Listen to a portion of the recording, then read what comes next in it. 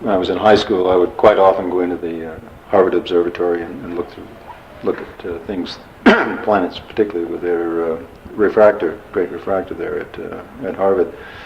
But the seeing was terrible, and you never could really see things. So it was really only when I got to New Mexico and was looking through Clyde's telescope with him and seeing enormous amounts of detail on Mars, and not only the Cassini division but the Encke division in Saturn's rings, which at that time had never even been photographed.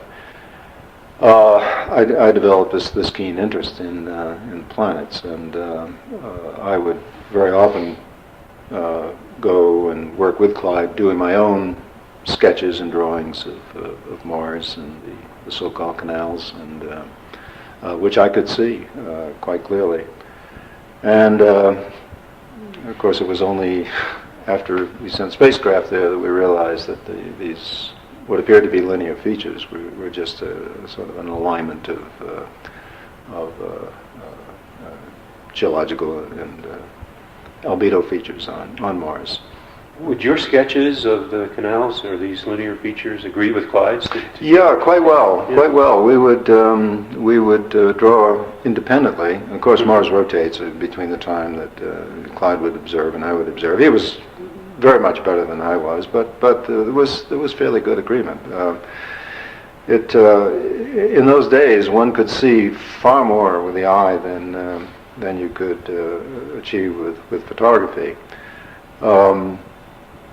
Because film was generally fairly slow, and it was very difficult to catch the image right at the moment of the very best seeing. But the eye is quite good at that and can pick out those very brief moments when the detail is exquisite.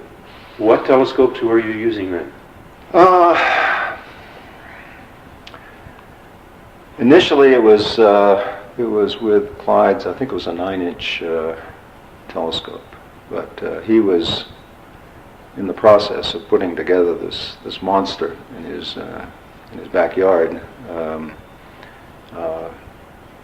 grinding, polishing the mirror, and then buying the steel and drilling. No rivets in that telescope at all. Every piece of structural steel went together with Clyde drilling through the two pieces and bolting it together. And Clyde used to keep track of the number of feet or yards of steel that he had drilled through.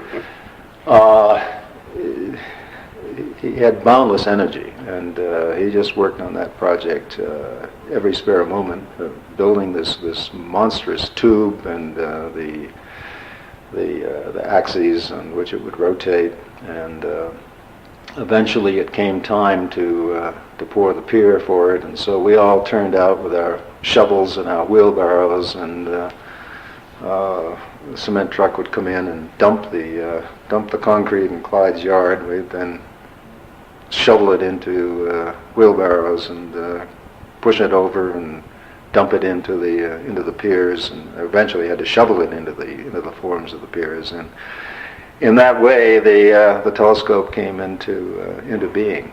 And, who was working on it? What people were there? Yeah, I can't remember. It was the gang. The gang. Off and on. The BSL gang. That is Clyde's group. Yeah, sure. Yeah, we all pitched in. Yeah. And what size mirror was that? I think it was 16 inch. Was that a 16 inch? Yeah. And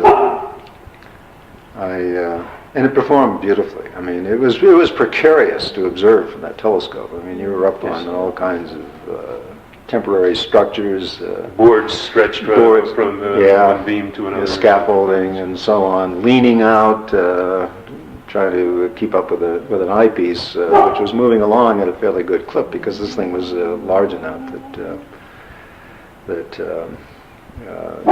just the motion of tracking meant that you could observe for a few minutes, leaning further and further, and then you'd have to stop and move the board on the scaffolding and move over to a new position. And whoops, hang on, we're going to cut.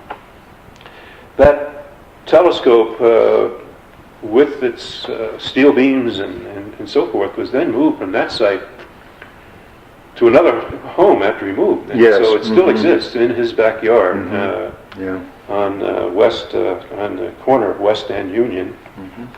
in Messiah Park, right next to Las Cruces.